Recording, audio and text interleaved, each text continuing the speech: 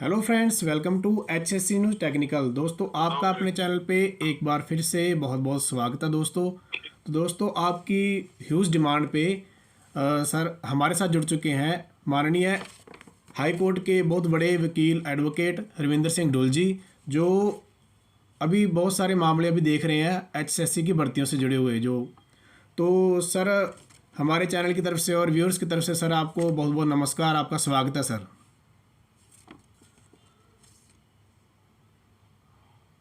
नमस्कार।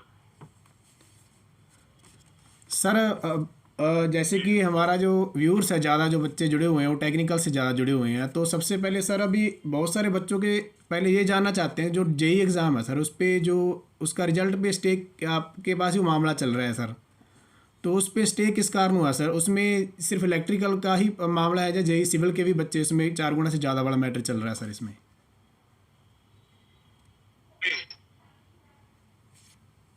वो मामला मेरे पास तो नहीं है, लेकिन हाँ टीडीएस हुडा साहब के पास है। बट उस मामले की जानकारी है क्योंकि इस मामले में हमारी डिस्कशन हुआ था आपस में, वकील साहब का और मेरा। उसके बाद में ये मामला डाला गया था। वो मामला क्या है, तो उसमें इशू ये थी बेसिकली कि जनरल कैटेगरी के कुछ कैंडिडेट्स को बुलाया नहीं गया था। तो वहाँ पे डिमांड ये थी कि पोस्ट वाइज जो है सीईटी के अंदर और कैटेगरी वाइज उनको बुलाया जाए, यानी कि हर एक ठीक है सर, ठीक है सर।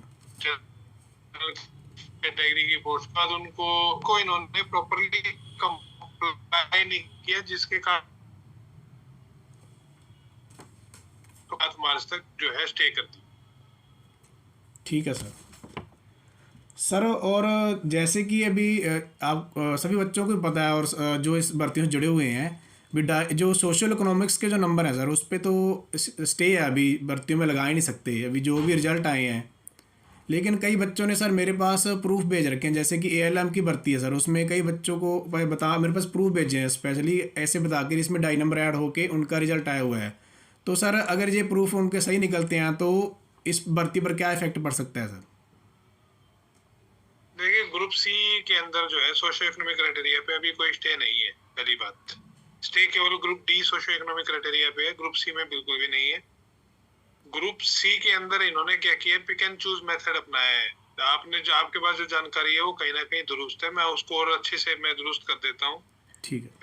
जो यूटिलिटी में जो है डीएच और यूएच, एक यूटिलिटी में तो इन्होंने सोशियो इकोनॉमिक क्राइटेरिया के मार्क्स दिए हैं, एएलएम के अंदर एक यूटिलिटी के अंदर इन्होंने नहीं दिए। पैसे पिक एंड चूज करके जो है इन्होंने इन मार्क्स को डिस्ट्रीब्यूट करने का काम किया, यानी कि अपने फेवरेट्स जहाँ लगाने थे वहां तो नंबर दे दिए, और जहाँ अपने फेवरेट्स नहीं लगाने थे वहां पे इन्होंने नंबर नहीं दिए। इस प्रकार से इन्होंने काम किया। हालांकि रिजल्ट में लिखा हुआ है कि हम मार्क्स नहीं दे रहे हैं, फिर भी इन्होंने कहीं दिए हैं और कहीं नहीं दिए, पिक एंड चूज। ठीक है सर, मतलब ये जानकारी आपके पास ही पहले पहुंच चुकी है सर? हाँ बिल्कुल है मेरे पास, जानकारी सबूत के समेत है मेरे पास। ठीक है सर। तो सर जो अभी जो एएलएम है, स्टाफ नर्स है, एमपीएचडब्ल्यू, ये बच्चे हैं जैसे इनका रिजल्ट आ चुका है, इनकी ज्वाइनिंग भी हो चुकी है सर।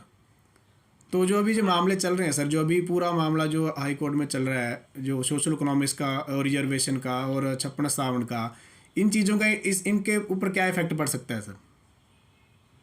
देखिए, 56-57 की जहां तक बात है, तो 56-57 के मामले के बाद में जो एएलएम का मामला जब अभी सुनवाई हुई थी अभी पिछली डेट के ऊपर कोर्ट के अंदर, तो उस सुनवाई के दौरान 28 फरवरी को उस सुनवाई के दौरान जो है माननीय महाधिवक्ता ये कहना था कि 56-57 यदि खारिज होता है, हमारी अपील खारिज होती है, तो ऐसे में हम सभी पेपरों को दोबारा लेना चाहेंगे। अब वो करेंगे या नहीं करेंगे तो उनकी मंशा वो जानते हैं। बाकी यदि मैं अपनी लीगल माइंड की बात करूं, तो जहाँ पे 4 गुना से कम कैंडिडेट्स हैं, एप्लीकेंट्स जो है, वहाँ पे मुझे लगता नहीं कि कोई ऐसा कोई बहुत ज्यादा बड़ा खतरा है उन कैंडिडेट्स को जो ज्वाइन कर गए हैं उनको भी। हाँ, एक दिक्कत आएगी, वो ये है कि क्योंकि इनके अपॉइंटमेंट्स को प्रोविजनल है, तो कोर्ट के केसेस के कारण हो सकता है कि कुछ कैंडिडेट्स को कल को एंट्री मिले, तो उसके कारण से कुछ लोग जो है लोअर मेरिट वालों को डिस्प्लेस किया जा सकता है। अदरवाइज मोर और लेस वो लोग सेफ है। ठीक है सर। तो इस मतलब आपकी तरफ से बिल्कुल क्लियर है, अभी उन बच्चों को टेंशन लेने की ज़रूरत नहीं है जब तक। नहीं नहीं, हाँ। कोई दिक्कत नहीं, टेक्निकल ग्रुप वालों को कोई टेंशन नहीं। ठीक है सर। तो सर अभी लास्ट में जो ये 56-57 का है, इसके ऊपर आपका क्या कहना है सर? जो अभी 6 तारीख को अभी जो फाइनल हियरिंग होनी है, इस पे 56-57 का क्या आगे कुछ हो सकता है सर? बहुत सारे बच्चे तो उच्चतर ये का कह रहे हैं। फर्जीवाड़ा है। उस तरह का फर्जीवाड़ा है Dharmendra ji, complete pick and choose. Court के अंदर कहा कि भी हमने लोगों के नंबर को हटाने का काम किया है, जबकि लोगों के नंबर नहीं हटाए गए और फर्जी नंबरों के बेस पे बहुत सारे लोग मेन एग्जाम के अंदर बैठे हैं और उसके कारण से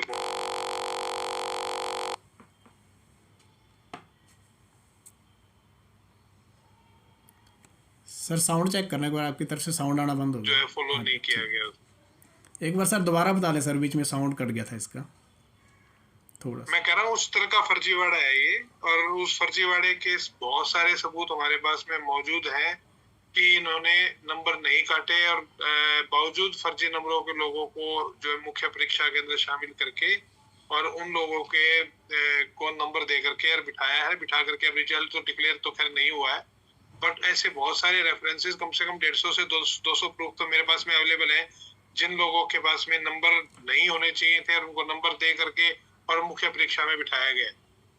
तो ऐसे रेफरेंसेस के बाद में मैं मुझे बहुत संशय है इस भर्ती के ऊपर। आगे देखो, ये तो माननीय अदालत जानती है। वैसे आपके अकॉर्डिंग भी ये कैंसिल हो सकता है सर, जैसे आप कह रहे हो जितना मुझे बहुत संशय है, क्योंकि वो 41 क्वेश्चन रिपीट वाला मामला है, उसके ऊपर भी सुनवाई नहीं हुई है।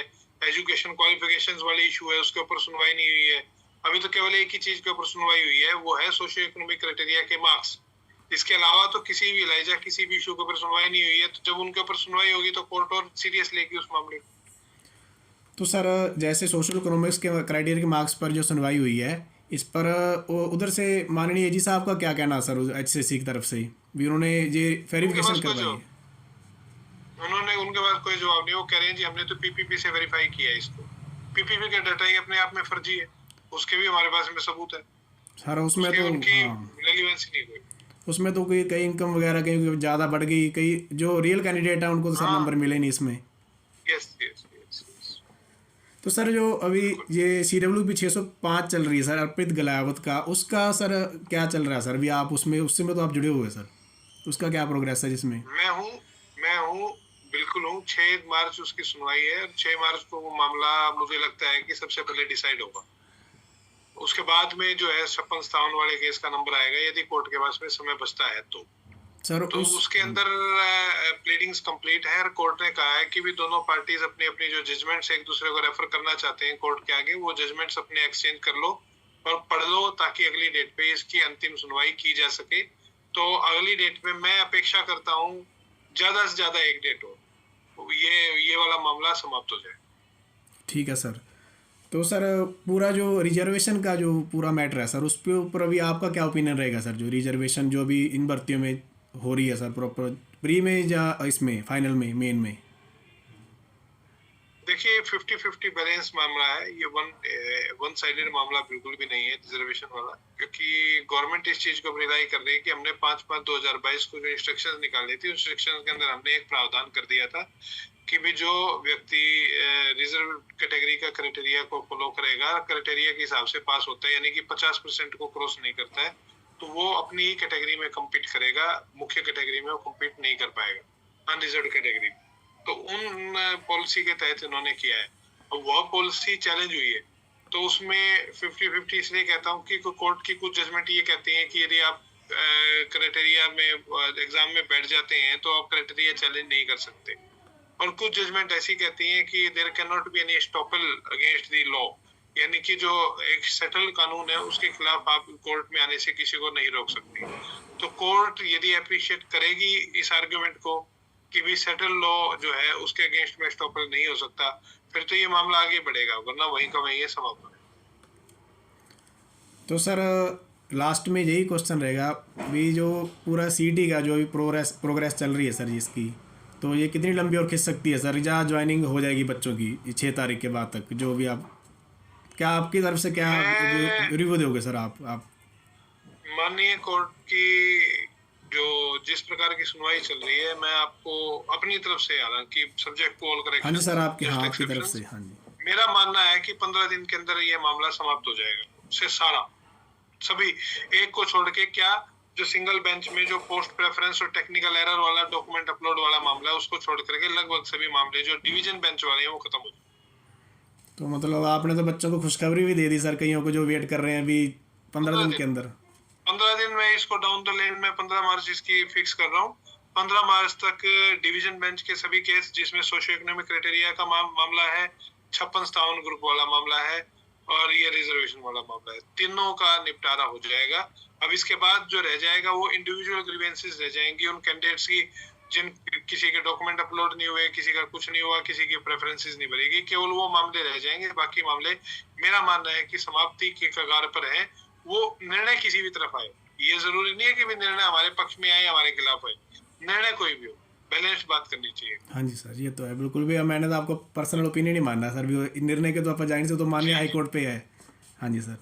जी तो धन्यवाद सर, आपने जो हमारे लिए इतना टाइम निकाला अपने बिजी शेड्यूल से, तो बहुत बहुत धन्यवाद sir. Thank you. Thank you. तो दोस्तों, ये थे माननीय हाई कोर्ट के बहुत कद्दावर एडवोकेट रविंदर सिंह डुल, और आपके जो ज़रूरी क्वेश्चन थे उनके रिलेटेड मैंने कोशिश करी है अभी इनसे ज़्यादा से ज़्यादा जो आपके जो डाउट वो क्लियर हो सकें। इसमें टेक्निकल की भी बात करी मैंने, और जो 56-57 उनसे रिलेटेड भी बात करी है। और अगर आप इनसे कांटेक्ट करना चाहते हैं तो मैं ना इनका कांटेक्ट नंबर डिस्क्रिप्शन में दे रहा हूँ, और वीडियो के में जब आप नीचे डिस्क्रिप्शन ओपन करोगे उनमें इनका लिंक दिया होगा, कांटेक्ट नंबर दिया होगा, वहाँ पे आप कांटेक्ट इनसे कर सकते हैं। किसी भी मामले में आप इनसे बात करना चाहें, कोई हेल्प चाहिए वो वहाँ इनसे ले सकते हैं। बहुत ही बढ़िया और सपोर्टिंग बढ़िया पर्सन है। तो कोई भी आपको और डाउट होता है तो मुझे कमेंट करके पूछ सकते हैं, मैं डायरेक्ट सर से बात करके आपके डाउट क्लियर करने की कोशिश करूँगा। तो हमारे चैनल को सब्सक्राइब कर लें, वीडियो को ज़्यादा से ज़्यादा शेयर करें। धन्यवाद दोस्तों।